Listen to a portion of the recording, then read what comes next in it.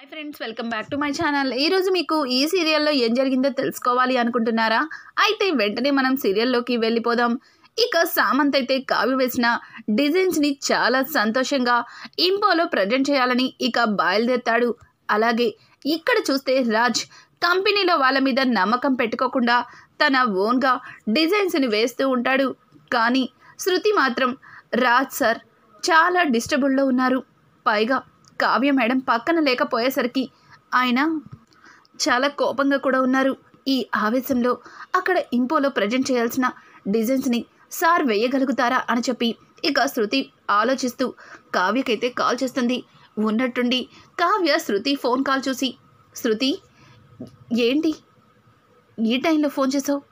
నువ్వు ఆఫీస్లో ఉంటావు కదా అని అడగడంతో, మేడం నేను ఆఫీస్లోనే ఉంటాను, కానీ ఎందుకో ఇక్కడ జరిగినవన్నీ మీకు చెప్పాలి అనిపించి కాల్ చేశాను అని అనడంతో, దానికి కావ్య ఏమైంది, ఆయన బాగానే ఉన్నారు కదా, అసలు ఇక్కడ ఏం జరిగింది, మళ్ళీ రాహుల్ ఏమన్నా గొడవ చేశాడా అని అంటుంటే, లేదు మేడం, ఈరోజు ఇంపోలో మన కంపెనీ డిజైన్స్ని ప్రదర్శనశాలలో పెట్టాలి, అక్కడికి చాలామంది వస్తారు.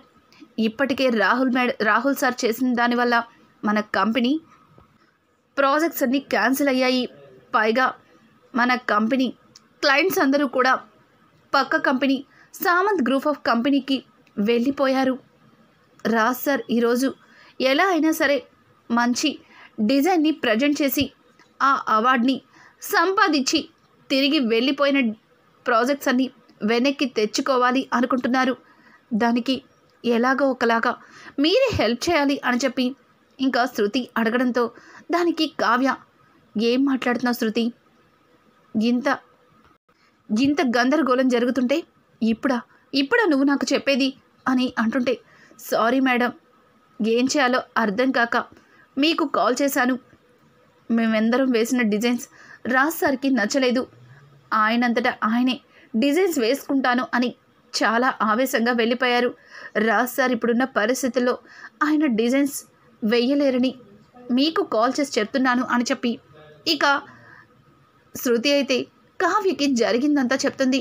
కావ్య, సరే శృతి, అంతా నేను చూసుకుంటాను, నువ్వేం కంగారు పడకు, నువ్వు ముందు వర్క్ చేసుకో అని చెప్పి ఇక కావ్య అయితే కాల్ కట్ చేస్తుంది. అక్కడ ఇంత గందరగోళం జరుగుతుంటే ఒక్క మాట కూడా నాకు ఎవ్వరూ చెప్పలేదేంటి అని చెప్పి కావ్య అనుకుంటూ ఉండగానే ఇంతలో సుభాష్ అయితే కావ్యకి కాల్ చేస్తాడు.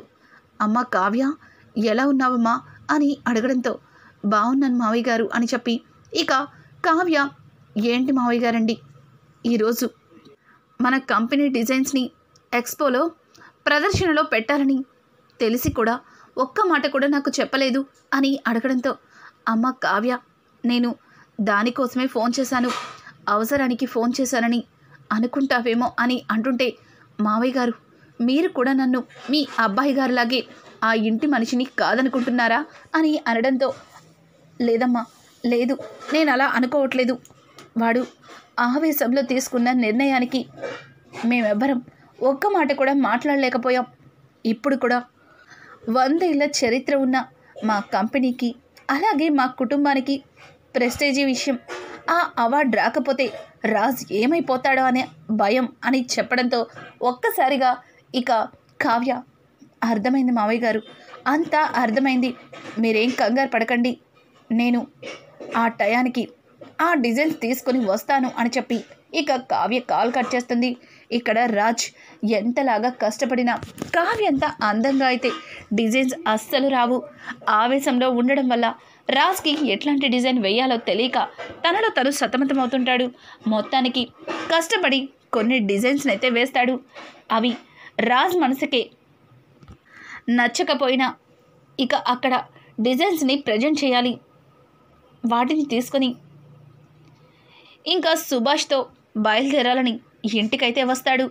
ఇంతలో రుద్రాని ఆ డిజైన్స్ చూసి, వావ్ రాజ్, ఈ డిజైన్స్ చాలా బాగున్నాయి, ఆ కావ్యలాగా కాకుండా చాలా ట్రెడిషనల్గా, అలాగే చాలా అంటే చాలా డిఫరెంట్గా ఉన్నాయి అని చెప్పి రుద్రాణి అయితే ఆ డిజైన్స్ చూసి పొగిడేస్తుంది.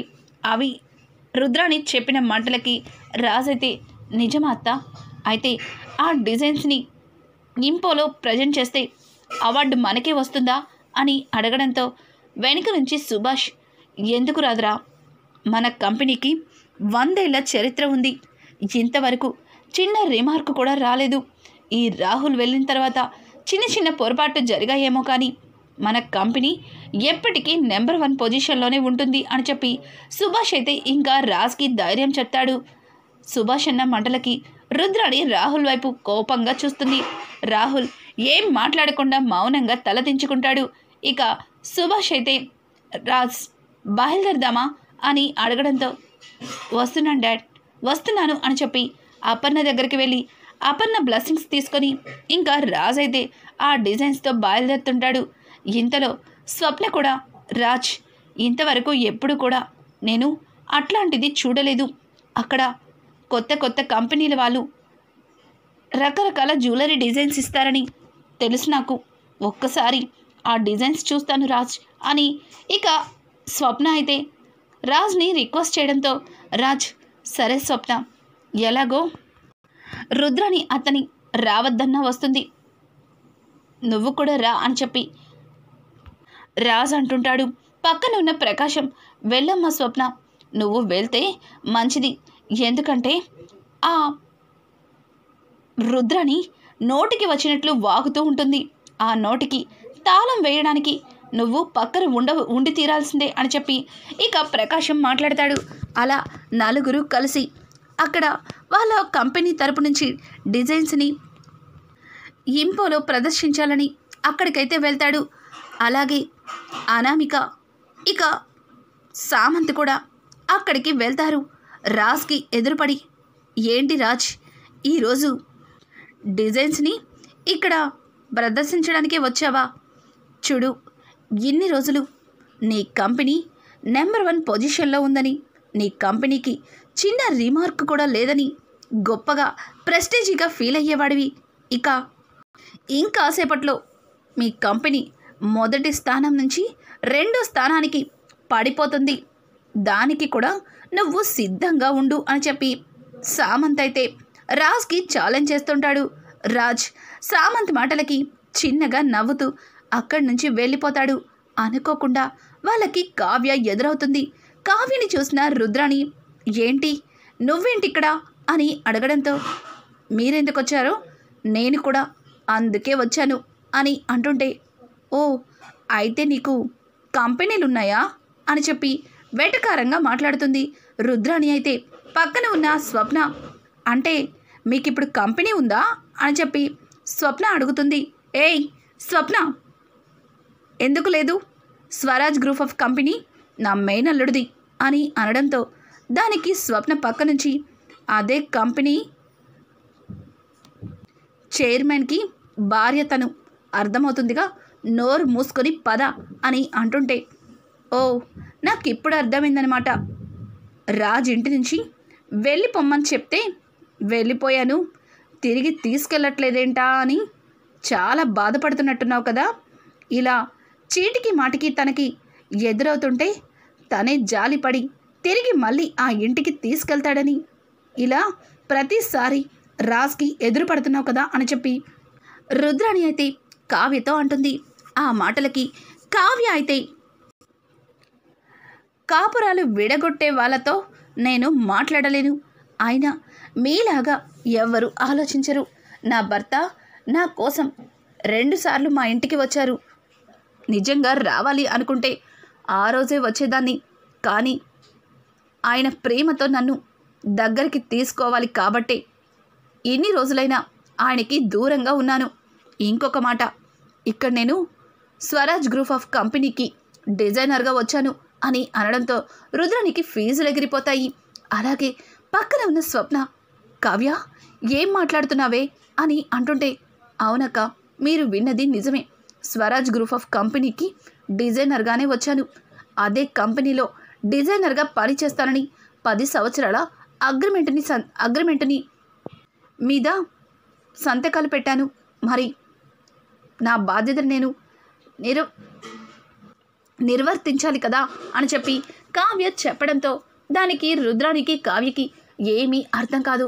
రుద్రాణి అయితే ఏంటి ఇప్పుడు కావ్య వేసిన డిజైన్స్ని ఇక్కడ ఇంపోలో ప్రజెంట్ చేస్తారా? ఖచ్చితంగా ఇక సామంత్ గ్రూప్ ఆఫ్ కంపెనీకి ఆ అవార్డే రాదు.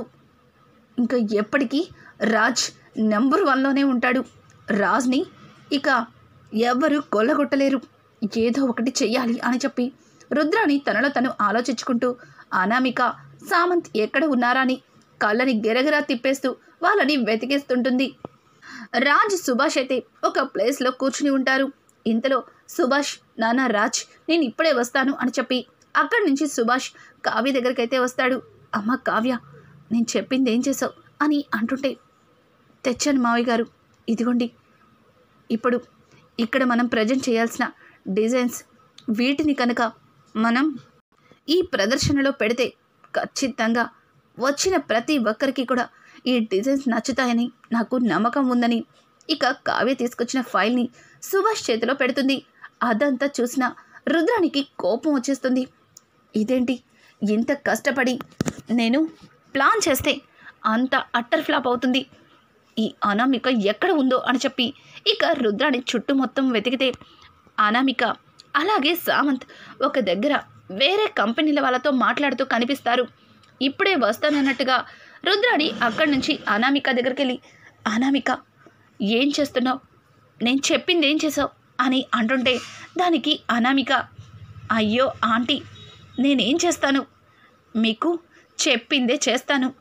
ఇంకాసేపట్లో ఈ 100 సంవత్సరాల పేరు ప్రఖ్యాతలు గొప్ప చరిత్రను సాధించిన స్వరాజ్ గ్రూప్ ఆఫ్ కంపెనీ 1వ స్థానం నుంచి 2వ స్థానానికి పడిపోతుంది.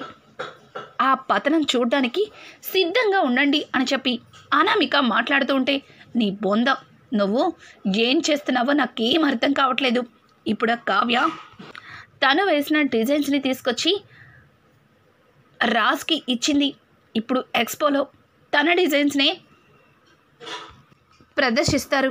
కావ్య వేసిన డిజైన్స్ గురించి నీకు బాగా తెలుసు కదా అని అడగడంతో, అయ్యో ఆంటీ, అదే కావ్య వేసిన డిజైన్స్ మా దగ్గర కూడా ఉన్నాయి, మరి ఈ డిజైన్స్ గురించి కూడా మీకు బాగా తెలుసు కదా అని చెప్పి అనామిక మాట్లాడుతుంటే, అనామిక మాటలకి రుద్రని, ఏంటి నువ్వు కావ్య వేసిన డిజైన్స్ని ఎక్స్పోజ్ చేస్తావు, అలాగే రాజ్ కూడా అదే పని చేస్తాడు. ఇప్పుడు ఇద్దరి డిజైన్స్ ఒకేలా ఉన్నాయి కాబట్టి ఇప్పటి వరకు అవే డిజైన్స్ని మెయింటైన్ చేస్తున్న స్వరాజ్ గ్రూప్ ఆఫ్ కంపెనీకే అవార్డు ఇస్తాను అంటారు, అప్పుడేం చేస్తావు అని అడగడంతో, అలా ఇస్తే నేనెందుకు ఊరుకుంటాను, అసలు వాళ్ళు ఆ డిజైన్స్ ఇవ్వకుండా నేను చూసుకుంటాను అని చెప్పి ఇక పక్కన ఉన్న అనామిక ఏదో ఒకటి చేస్తా అన్నట్టుగా రుద్రానికి చెప్తుంది. అక్కడికి వచ్చి రుద్రాని అలాగే సుభాష్, రాజ్ మాట్లాడుతుంటే దానికి సామంత్ తీసుకొని సామంత్తో వాళ్ళక్కడికి వెళ్ళి, ఏంటి 100 సంవత్సరాల చరిత్ర గల మీ స్వరాజ్ కంపెనీ ఈరోజు 2వ స్థానంలోకి పడిపోతుంది కదా, దానికి చాలా బాధగా ఉంది కదా మీకు అని చెప్పి కావాలని అనామిక వాళ్ళని ఇష్టం వచ్చినట్టు మాట్లాడుతుంది. ఆ మాటలకి రాజ్, చూడు, ఒకప్పుడు నువ్వు నా తమ్ముడికి భార్యవి కాబట్టి నిన్ను ఏమీ అనలేకపోయాను, కానీ ఇప్పుడు నువ్వెవరో మేమెవరమో ఇష్టం వచ్చినట్టు మాట్లాడితే మర్యాదగా ఉండదని రాజ్ స్టైల్లో ఇంకా అనామికకి గట్టి వార్నింగే ఇస్తాడు. ఇంతలో జ్యూస్ రావడంతో జ్యూస్ని కావాలని అక్కడ కావ్య వేసిన డిజైన్స్ ఉన్న ఫైల్ మీద ఆ జ్యూస్ని వంపేస్తుంది. అలా వంపేయడంతో ఒక్కసారిగా సుభాష్ అయితే, అనామిక ఏం చేస్తున్నావు అని చెప్పి గట్టిగా అరిచి పైకి లేస్తాడు. ఏమైంది డాడ్, ఏమైంది, ఆ ఫైల్ మనది కాదు కదా, వాళ్ళదే కదా అని అడగడంతో, వాట్, నాదా అని చెప్పి ఒక్కసారిగా సామంత్ కిందకి వంగి చూస్తాడు. నిజంగానే అనామిక రాజ్ వాళ్ళ ఫైల్ అని తెలియక వాళ్ళ ఫైల్ మీదే జ్యూస్ని వలకపోసేస్తుంది. ఇప్పుడు ఎక్స్పోలో వాళ్ళు ఇవ్వాల్సిన డిజైన్స్ మీద జ్యూస్ ఒలిగిపోతుంది. అందులో ఉన్న డిజైన్స్ అన్నీ కలర్ మారిపోయి మొత్తం కలిసిపోతాయి. ఇక సామంత్ అయితే అనామిక వైపు సీరియస్గా చూస్తాడు. అనామిక, అది బేబీ నేను అని అంటుంటే, ఛీ, నువ్వు అందరూ చెప్పినట్టు నిజంగానే నన్ను నా కంపెనీని దిగజార్చడానికి నా పక్కన చేరావా ఏంటిదంతా అని అంటుంటే వెయిట్ ఇలా జరుగుతుందని నేను అనుకోలేదు.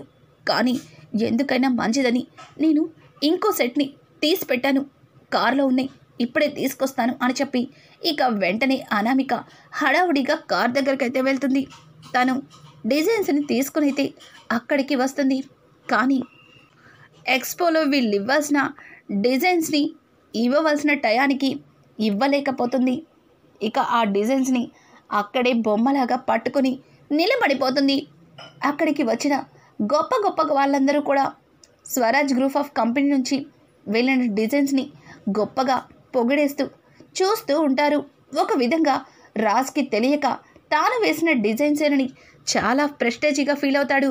కావ్య వైపు చూసావుగా, ఎన్ని రోజులు నువ్వు వేసిన డిజైన్స్ వల్లే మా కంపెనీ ఇంత పెద్ద పేరుని సంపాదించింది అన్నట్టుగా తెగ ఫీల్ అయిపోయేదానివి కదా.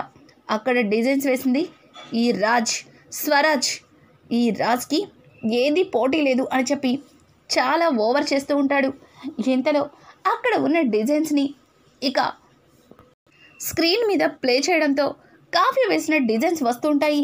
ఒక్కసారిగా రాజ్, ఇదేంటి నేను వేసిన డిజైన్స్ కాదే, ఇవి ఎవరిచ్చారు అని చెప్పి రాజ్ పైకి లేవపోతుంటే సుభాష్ రాజ్ చేపట్టుకొని, ఆగు రాజ్, ఆవేశపడకు, ఆ డిజైన్స్ని నేనే ప్రజెంట్ చేశాను, అవి మన కోడలు కావ్య వేసిన డిజైన్స్, నువ్వు వేసిన డిజైన్స్ అస్సలు బాగోలేదు, వాటిని కనుక ఇక్కడ ప్రజెంట్ చేస్తే నిజంగానే ఆ సామంత్ వాళ్ళు అన్నట్టు మన కంపెనీ 2వ స్థానంలోకి పడిపోతుంది, అందుకే ఇలా చేశాను, నువ్విక్కడ ఆవేశపడకు అని చెప్పి ఇక సుభాష్ అయితే రాజ్ని ఆపుతాడు.